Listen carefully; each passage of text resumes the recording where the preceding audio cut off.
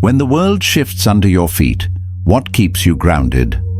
The Stoics would say, your principles. When politics inflame, markets crash, relationships fray, and the noise of the world grows louder, a Stoic grows quieter. Not out of indifference, but out of discipline. The world will always change. That is not a threat, it is a promise.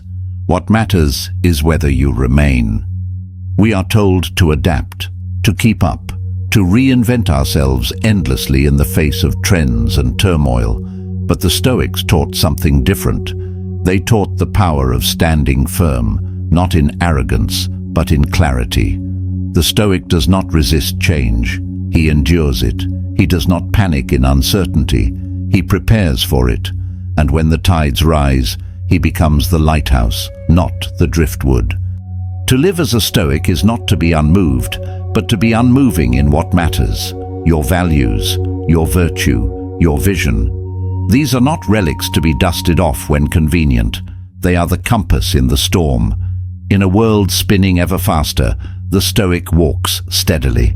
And that in itself is a revolution. This video is not a retreat into ancient thought. It is a return to timeless strength.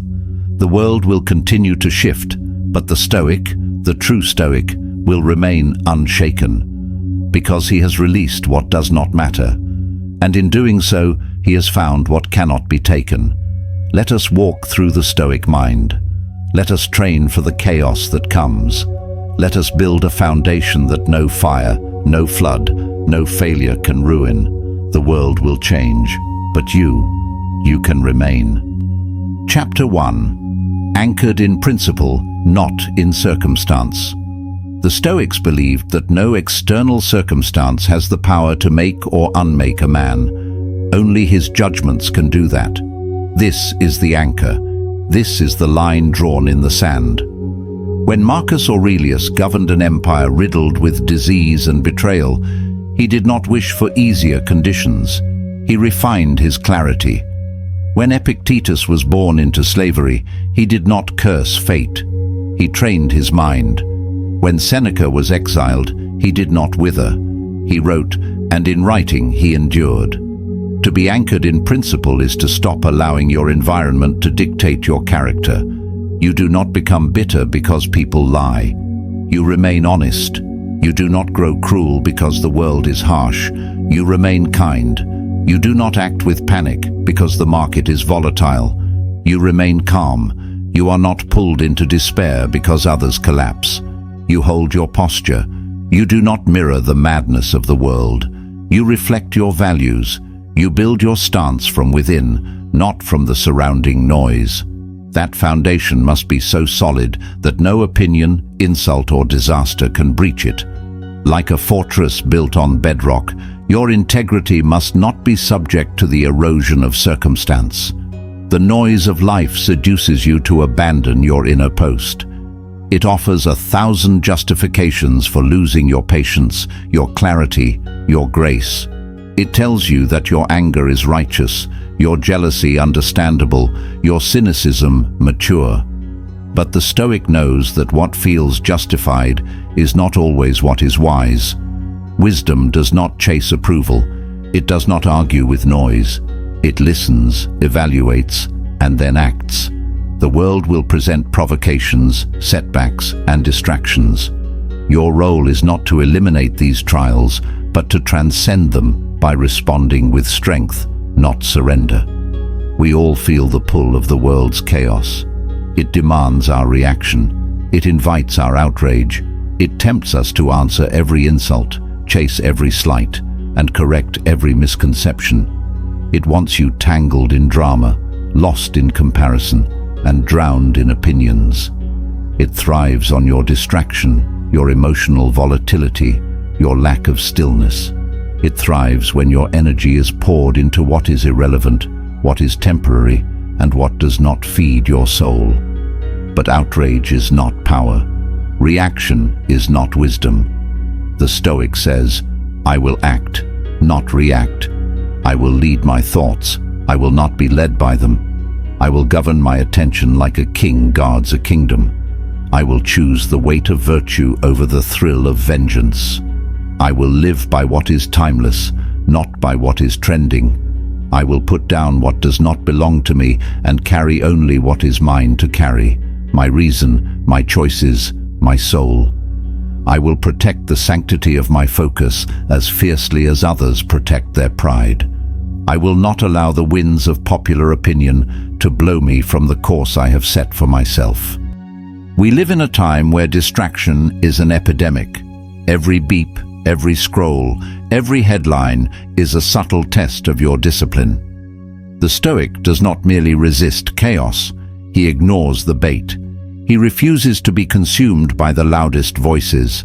He watches the crowd stampede and yet walks a deliberate pace. This is not detachment from the world. It is mastery over its pull. His emotions do not sit in the driver's seat. His clarity does.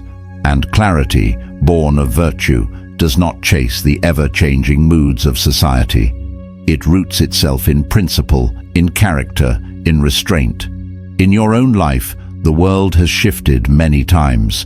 You have lost things. People have left.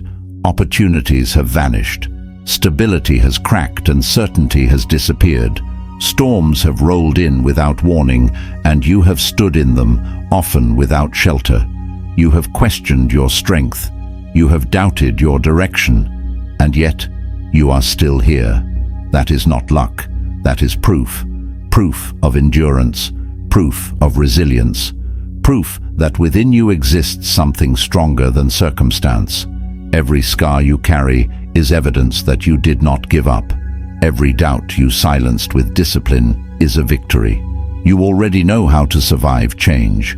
The Stoic shows you how to transcend it, not by avoiding storms, but by becoming unshakable within them. Not by avoiding discomfort, but by aligning so closely with principle that no discomfort can distract you from it. The Stoic does not pray for the sea to calm. He trains to hold the wheel steady. He builds his character like a vessel that can survive any ocean, any gale, any tide. And that is how you endure. That is how you rise. That is how you become immovable in a world that never stays still. Each morning, remind yourself, what is in my control? What is not? Write it down. Carry that clarity into your decisions. Be specific. Don't just reflect internally, externalize it. Take pen to paper and commit your thoughts to form. When your thoughts remain abstract, they remain tangled. But when you write them out, you take ownership. Notice how often your energy is spent on things outside your influence, the opinions of others, the outcomes of events, the passage of time. The Stoic separates himself from this noise each morning not by accident, but by ritual. He makes it a habit, a form of mental hygiene. The more consistently you perform this inventory, the more effortlessly you begin to move through the world with clarity. You will recognize distractions as they appear. You will detect emotional traps before they spring. Watch how your anxiety shrinks when your focus sharpens. The mind, when it learns to distinguish between what belongs to it and what does not, becomes less chaotic. Clarity emerges not as a gift, but as a product of disciplined attention. You will find your breathing steadier, your language more measured, your choices less impulsive. You will begin to respond to life with an intentional pause, a breath that separates reaction from reflection. That pause is power. That pause is sovereignty. The Stoic builds a fortress not from stone, but from discernment. Every act of restraint, every moment of silence, every refusal to be provoked is another stone laid in the foundation. His protection is not built outwardly, but inwardly. He becomes a citadel of reason in a world ruled by impulse. He practices the art of turning inward, of clarifying his motives, of returning again and again to what he truly controls, his judgment, his effort, his perception. This is how the Stoic creates stability, by refusing to give away control of his soul and by reclaiming it each day with quiet, disciplined intention. The world may lurch from crisis to crisis, but his steps remain measured. He does not need to silence the chaos. He needs only to not let it speak louder than his conscience. Every day, he makes the choice to return to this posture, not once, but repeatedly. And through this repetition, through this returning, he becomes unshakable. Chapter 2. Training for Turbulence. The world doesn't warn you, it just shifts. One phone call and everything changes. One betrayal and your trust is tested. One illness and your plans evaporate. One moment of silence can swallow months of effort. One sudden change can bend the spine of your certainty. The Stoics did not hope these things wouldn't happen. They prepared for them. They did not shield themselves with denial. They armed themselves with awareness. They understood that misfortune does not always knock. Sometimes it breaks the door down. Better to be alert than to be shattered by surprise. Better to live prepared than to live afraid. Premeditatio malorum, the premeditation of evils, was not pessimism. It was rehearsal. Like soldiers sharpening their swords during peace, the Stoics trained their minds for hardship. They imagined loss, failure, humiliation, not to suffer twice, but to suffer less when it arrived. They ran drills in their mind so that when chaos struck, their character would not fracture. This mental preparation was not a grim fixation on pain. It was the cultivation of a steady soul in the face of inevitable change. They knew that pain loses its sharpness when anticipated with clarity. And when you learn to look hardship in the eye before it arrives, you don't freeze, you move. To prepare is not to invite pain. It is to build muscle against it. It is to rehearse courage before the trial. It is to say, when this comes, I will not be destroyed. I may feel it, but I will not be ruled by it. I may stagger, but I will not fall apart. It is the training of the will to meet life as it is, not as we wish it to be. And that training must be daily, intentional, and anchored in truth. No athlete wins by hoping to be strong. They win by building strength deliberately. So it is with the mind. You condition your clarity, you temper your reactions, you stretch your tolerance, and over time, you discover that the blow you feared most has already landed, quietly, in practice, under your control. Every day, you have the chance to train. When your food is cold, when traffic delays you, when someone speaks rudely, when your efforts go unrecognized, when your timing fails you. These are not interruptions. They are invitations to grow stronger. Life gives you small discomforts as practice for larger ones. Each annoyance is a weight you can lift. Each frustration, a moment to tighten your discipline. These moments are not accidents. They are appointments with your growth. If you only train when life is easy, you will collapse when life is not. If you only expect comfort, you will be broken by challenge. But if you treat each moment as an exercise in virtue, you become fit for reality. You won't just survive difficulty, you'll be familiar with it, you'll recognize it, and because you've trained for it, you'll know exactly who you are within it. Seneca advised, "He is most powerful who has power over himself, and you will not gain that power through wishful thinking.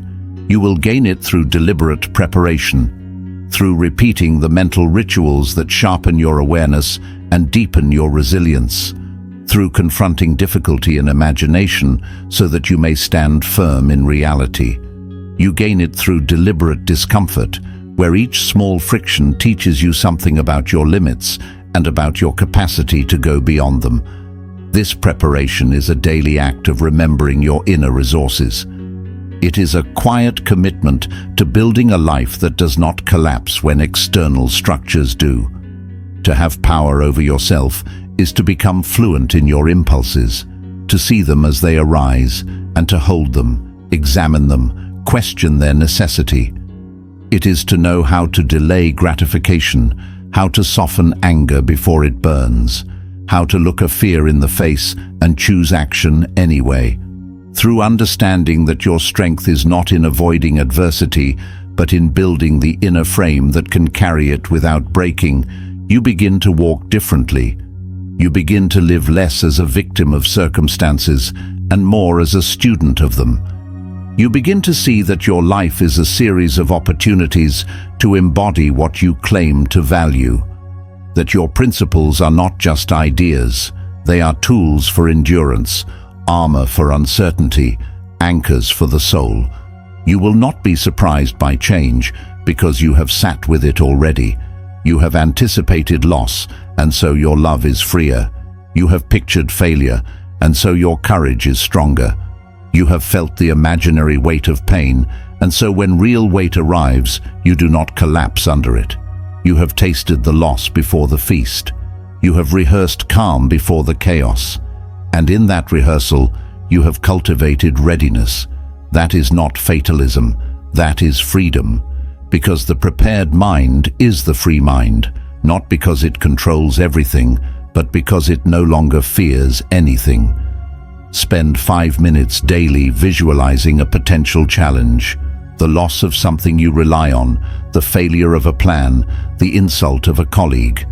Then calmly imagine your response, not emotional collapse, but clarity. This is not dwelling, this is strengthening. Chapter 3. Stillness amid the storm. Stillness is not the absence of noise, it is the presence of clarity. In the Stoic mind, stillness is not passive, it is powerful. It is the quiet you choose while the world screams. Marcus Aurelius led armies, quelled uprisings, and mourned children, all while writing of inner peace. Why? Because stillness is not found in perfect conditions. It is forged in imperfect ones. The world trains you to be reactive. Every advertisement, every headline, every social platform is a trigger, pushing for immediacy, rewarding impulsiveness, punishing pause. But reaction is chaos in motion. It is not power, but a kind of programmed surrender. It is the untrained mind lunging at shadows. It is the hand flinching before thought arrives. It is the ego scrambling to defend itself before wisdom has even spoken. The Stoic steps back, observes, decides. He does not flinch. He watches, quietly, and then he chooses, not just what to do, but who to be. He creates distance between stimulus and response, and in that distance he finds power. That space is sacred. That space is where character lives. His calm is not weakness, it is weaponry. It is not the calm of indifference, it is the calm of focus, sharpened by clarity. It is the quiet presence of someone who does not need to prove anything because he knows what matters. It is a sword sheathed in silence. It gives him the space to act wisely when others are flailing. It allows him to choose deliberate action while the crowd chooses emotional noise. While others look for someone to blame, the Stoic looks inward for strength. Reaction is what the world wants from you. It sells urgency. It profits from your panic. It thrives on outrage. It wants you angry, distracted, emotionally intoxicated, because those states are easy to manipulate. But outrage burns fast and leaves you hollow. Panic scatters your focus and drains your clarity. It makes you loud, but not wise. Reaction might feel righteous in the moment, but it almost always regrets itself later. It doesn't solve, it escalates. It doesn't protect, it provokes. The Stoic understands this. He does not trade his peace for speed. He does not confuse movement with direction. He does not allow the drama of others to dictate the drama within himself. The modern world pushes urgency. Now faster, louder, answer the email, respond to the tweet, join the debate, pick a side, panic with the herd. But urgency is rarely clarity. The fastest voice is rarely the truest. The loudest voice is rarely the wisest. True wisdom often whispers.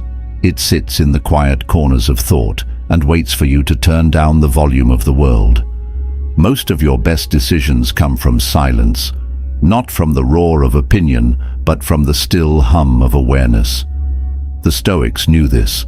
They returned again and again to solitude, reflection, and writing. They carved out silence not to escape the world, but to understand it more clearly. Marcus Aurelius, ruler of a vast empire, found his clearest voice not in public addresses, but in the privacy of his journal. He wrote to find himself beneath the noise. Stillness is not inaction. It is preparation. It is not laziness. It is precision. It is gathering all your faculties before engaging. It is the breath before the strike, the reflection before the decision, the silence before the truth. It is the pause that makes the next step sure. The reactive mind is a storm. The still mind is a compass. When you are reactive, you become the storm. You blur, you whirl, you spin without direction.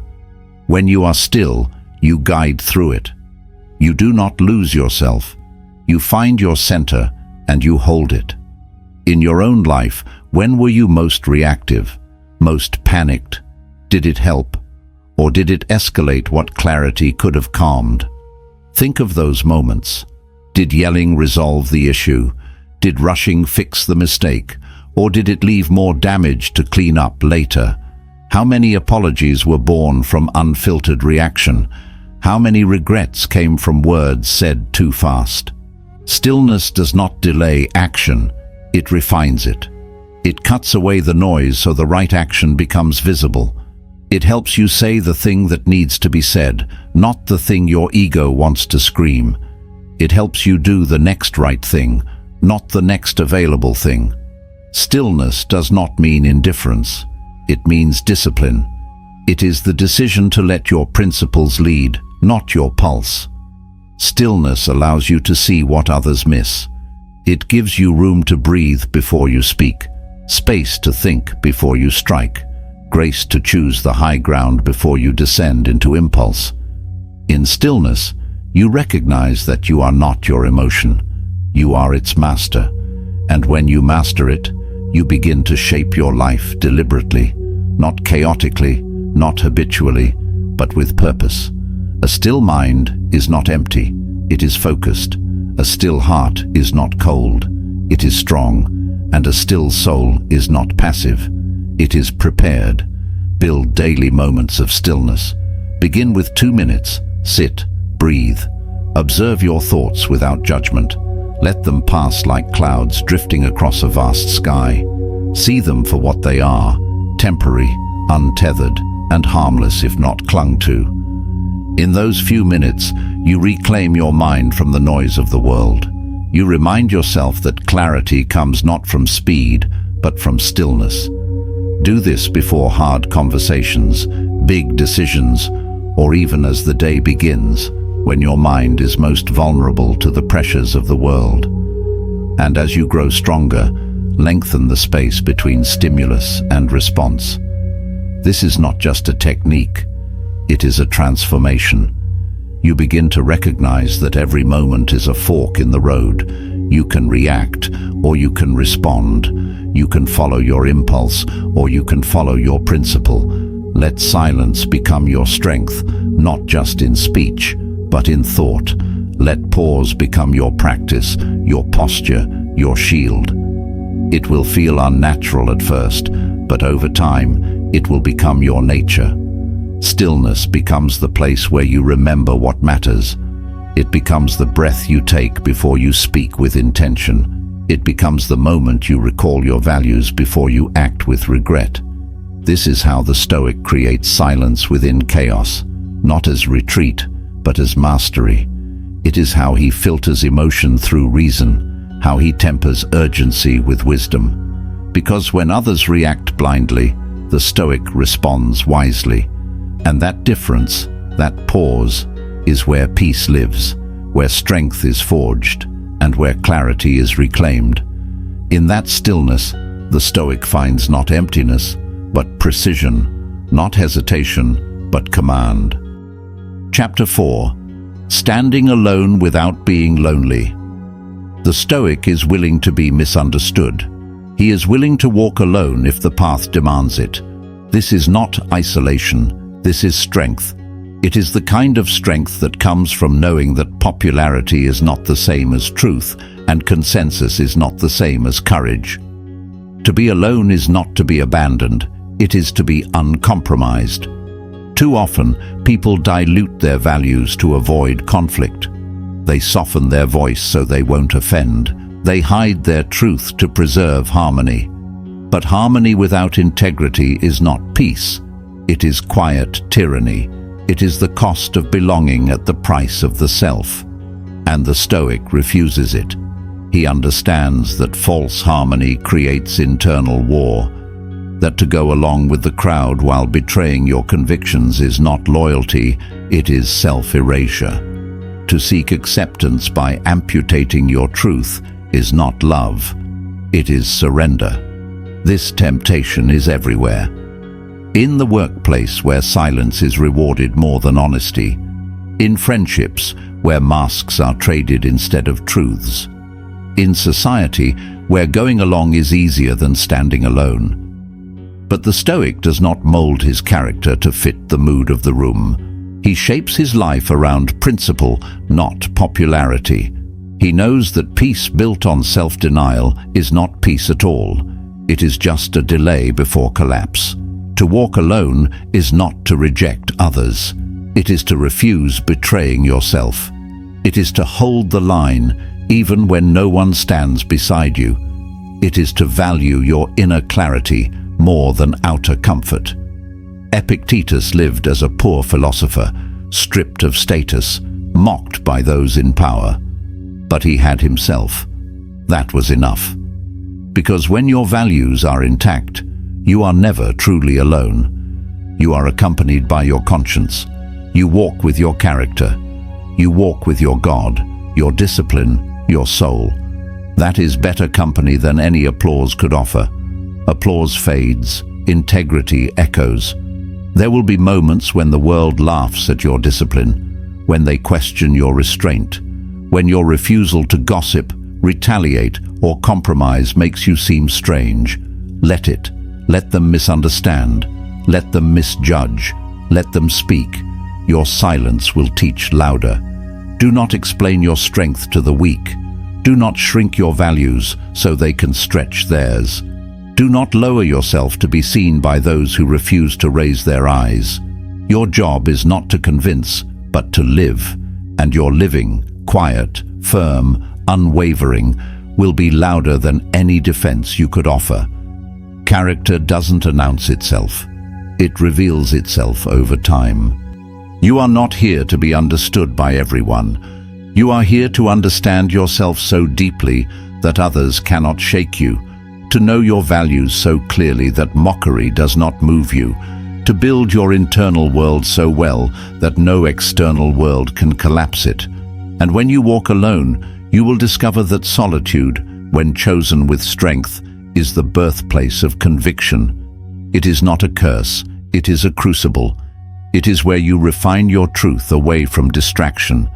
It is the place where your voice is no longer drowned by others, where your decisions are no longer filtered through fear, where your steps begin to echo with clarity and authority. When you can walk alone and still walk straight, you will know what the Stoics knew, that the crowd is not the compass, that silence is not loneliness when it is filled with principle, that absence of applause is not the absence of worth, and that the path of the few is often the path of the strong. Not because they were chosen, but because they chose themselves. Each week, notice one moment when your values are tested in small social settings. It could be a conversation where gossip creeps in, a moment where silence feels safer than honesty, or a time when going along with the group would mean stepping away from your own truth. Choose to stand firm, not with arrogance, but with quiet confidence. Let your presence speak what your words do not. Hold your boundaries with grace, not aggression. Say less, mean more. Speak with intentional weight, not to fill the air, but to hold your ground. Let your words carry the full force of your convictions. Understand that silence can be powerful when it is rooted in principle, not fear. The fewer words you use, the more they must count. And feel the strength that comes not from being accepted, but from being aligned. There is a unique, unshakable peace that comes from walking your values, even when others do not understand them. Let that peace guide you through discomfort. Let it remind you that temporary disapproval is a small price for lifelong integrity. The strength you feel is not loud, it is steady. It is the strength of someone who knows who they are and refuses to be anything less. Chapter 5. Losing without being lost. Loss is a part of life. The Stoics did not deny it. They embraced it as a teacher, not because it is painless, but because it is powerful. To lose is not to be broken. It is to be shown what you clung to too tightly. It is to have the illusion of control peeled back, and in its place, the truth revealed, that everything external is on loan. Relationships, careers, health, possessions, they are not yours. They are just yours for now. Seneca lost wealth, power, and position multiple times. He was betrayed, exiled, and condemned. Yet he wrote, "He is not poor who has little, but he who wants more." That is not comfort in defeat. That is command over desire. That is a man who has untied his identity from outcomes. A man who has learned that wanting is often the wound, not the cure. He did not measure his worth by what he held, but by how he held himself when it was taken. You cannot control what leaves. People will go. Fortunes will vanish. Time will slip through your fingers like sand. Some things will be taken suddenly, some slowly, some painfully, and some without warning. But you can control how you carry yourself through the departure. You can carry yourself with dignity, with stillness, with resolve. You can choose to mourn with open eyes instead of closed fists. The Stoic grieves, but he does not collapse. He mourns, but he does not abandon his reason. He allows himself to feel, but does not allow feeling to rule. He sheds tears when tears are called for, but he never sheds his principles. Emotion may visit, but it is not allowed to move in, because he knows that sorrow, when untempered, can grow into self-pity, and self-pity is a prison. You have lost. We all have. A person, a plan, a version of yourself. But the Stoic lesson is that you were never those things you lost. You were never the title, never the relationship, never the reputation or the routine. Those were garments. You are the soul beneath them. Your essence remains. Your virtue remains. Your clarity, if trained, will remain. What is essential in you cannot be taken. It can only be remembered. To lose without being lost is to remember that nothing external defines you. You are the still flame, not the flickering smoke. You are not the ashes of what left. You are the heat that remains. You are not the echo of what was. You are the voice that endures. You are not the crumbling structure. You are the foundation beneath it. And when everything falls away, you will discover what cannot be stripped. The gold that remains after the fire is not more than you. It is you. And that, the Stoics knew, is your true wealth. This is not mere philosophy. It is survival wisdom. It is the kind of wisdom you don't read to feel better, but to stand taller. When you lose someone you love, or something you thought defined you, there is a temptation to dissolve with it, to believe that part of your identity vanished in the absence. The mind whispers, "Without this, who am I?" And in that moment of grief, the temptation is not only to mourn, but to forget yourself entirely. But the Stoic teaches you to stand in that space of absence and see clearly. What left was not your core. What was taken was not your essence. What was lost was not you, but something borrowed. Your core cannot be lost. It does not rely on applause or validation or permanence. It does not rise and fall with status or attention. It does not crack under grief. It reveals itself through it. Your core is composed of your character, your principles, your reason. These cannot be taken. They can only be forgotten and then remembered again. When all else is stripped away, what remains is what is real. The Stoic knows this. He accepts pain, but he does not allow pain to define him. He welcomes the lesson of loss, not to suffer more, but to suffer less by seeing clearly. The more clearly you see, the more you realize that your peace was never in what you held, but in how you held it. Not in what you had, but in who you became in the having and the losing. Write a list of what you fear losing most. Be honest, brutally honest. Is it a person, a title, a reputation, a role you play for others, a story you've clung to about who you are, a future you imagined that now feels uncertain? Then ask, if I lost this, who would I become? Sit with that answer. Don't rush to fix it. Don't rush to reassure yourself with empty comfort. Let the discomfort speak. Let the imagined loss be a teacher. Let it show you what you're still gripping too tightly. Then bring it into the light of reason. Hold it in the flame of your clarity. Notice how fear transforms when you name it, confront it, and place it in the hands of reason. You will begin to feel your grip relax, not because you no longer care, but because you have remembered your strength. The less you cling, the freer you become. And in that freedom, you rediscover the strength that was never lost, only hidden beneath your attachments. Strength that was not dependent on anything outside of you. Strength that remains even when nothing else does. That is what the Stoics practiced, the art of remembering what cannot be taken, the discipline of building your house not on the sand of circumstance, but on the stone of self-command. And when the winds of loss come, and they will, you may bend, but you will not break. Chapter 6. The discipline of emotional sovereignty. Emotions are not enemies, but left untrained, they become tyrants. The Stoic does not deny emotion, he disciplines it. He does not try to silence the heart, he teaches it to speak a nobler language. He does not suppress feeling, but he filters it through reason. This is not coldness, this is command. To be ruled by emotion is to surrender your mind to the storm. One insult, and your day is ruined. One disappointment, and your confidence collapses. One rejection, and your entire identity is in question. The Stoic breaks this pattern. He separates feeling from judgment. He trains himself to say, "This is how I feel, but what is true?"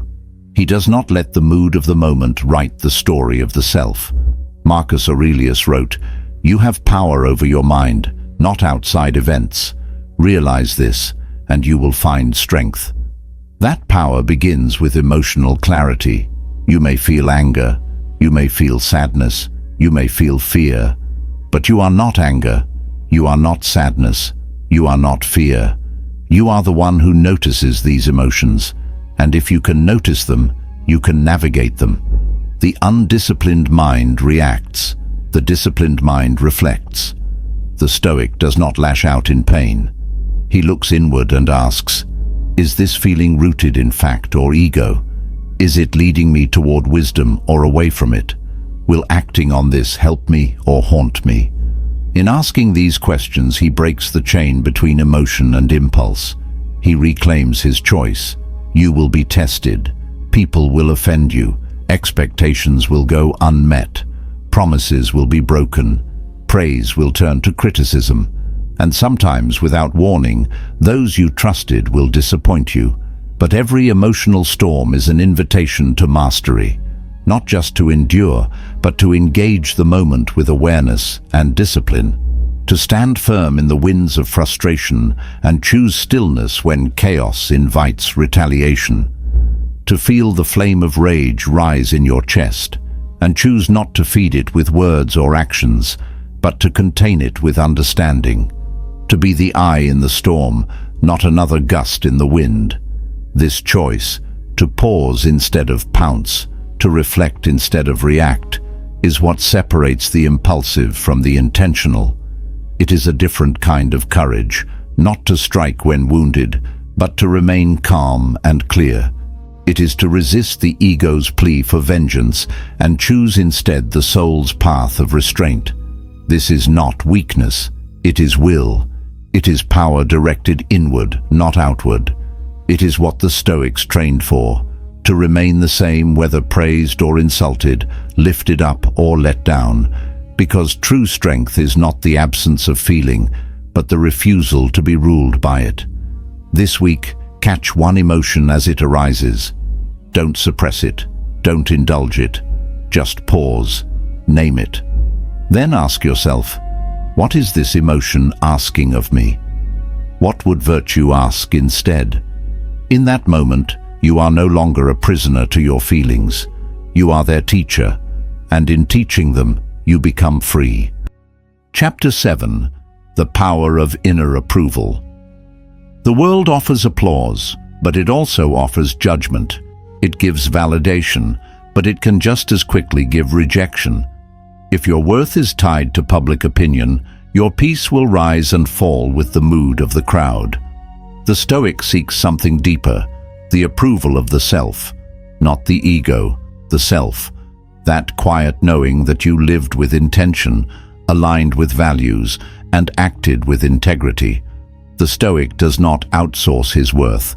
He does not hand his self-esteem over to strangers, trends, or fickle crowds. He knows that public recognition is fleeting.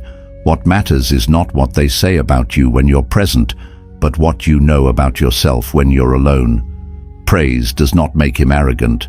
Criticism does not make him crumble, because his compass is internal, not external. To live by inner approval is not to be blind to feedback. The Stoic welcomes correction, but he filters it through reason. He does not let praise inflate his head or insults invade his heart. He evaluates every opinion, but only accepts what aligns with truth. This is how he stays grounded when others are floating on flattery or drowning in doubt. In a world obsessed with image, the Stoic focuses on essence. While others polish their performance, he refines his purpose. He may go unnoticed, he may be misunderstood, but he is not moved, because he has already chosen who he wants to be, and that choice is not up for auction. He is not performing for applause, he is practicing virtue.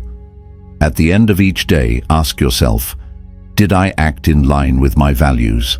Did I live today as the person I want to become? If yes, then let that be enough. If no, adjust. But do not wait for the world to validate your effort. The Stoic knows that the deepest peace comes not from being seen, but from being whole. Chapter 8. The Stoic Strength in Uncertainty. Uncertainty is the great equalizer. It visits kings and commoners alike.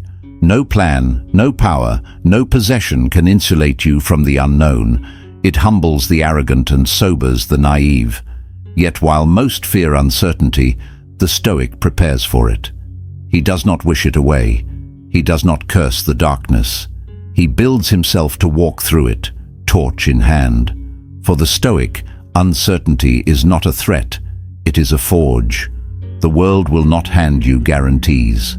Markets shift, people change, storms arrive without warning, plans fall apart in moments. What was once firm ground becomes unfamiliar terrain. Expectations that felt secure become illusions, and what felt unshakable can collapse in a single day. To live well is not to control all outcomes, but to control your posture when outcomes are unclear. This is the Stoic's practice. He does not beg the universe for stability. He becomes stable. He does not look for security in events, but cultivates security in himself. The Stoic embraces this truth. He stands where others stumble because he does not lean on certainty. He leans on character. He knows that to tie his peace to predictions is to live in constant tension, so he unties the knot. He understands that expectation is a fragile god, and that real strength is measured not by prediction, but by preparation. When life is unclear, the weak demand answers. They search the skies for signs, beg the future for a glimpse of what's ahead, and panic in the absence of guarantees. They grasp for signs, rush into reaction, and exhaust themselves in speculation. They need to know because they have not prepared to not know. But the Stoic asks better questions. What is in my power? What virtues can I uphold in this fog? What kind of person can I be while the world shifts? His questions are not about conditions, but about character. He understands that clarity is a gift, but composure is a choice. He does not wait for conditions to improve. He improves his response to the conditions. He does not chase certainty. He becomes stability in its absence. His confidence is not in the forecast. It is in his footing. He becomes the fixed point in a spinning world. In uncertainty, many grasp for control. They overthink, overplan, overextend. They draw elaborate maps for terrain they have never walked. They script the future to soothe their fear of the unknown, only to fall apart when the script is ignored by life. They busy themselves with what-ifs and lose themselves in imagined disasters. But the Stoic narrows his focus. He simplifies. He returns to the fundamentals: patience, courage, discipline. He brings his attention back to what is within his grasp: his thoughts, his choices, his values. He sharpens his vision not outward, but inward. He stops chasing the storm and starts strengthening the shelter. He reminds himself that no external chaos can unravel an internal calm that has been trained.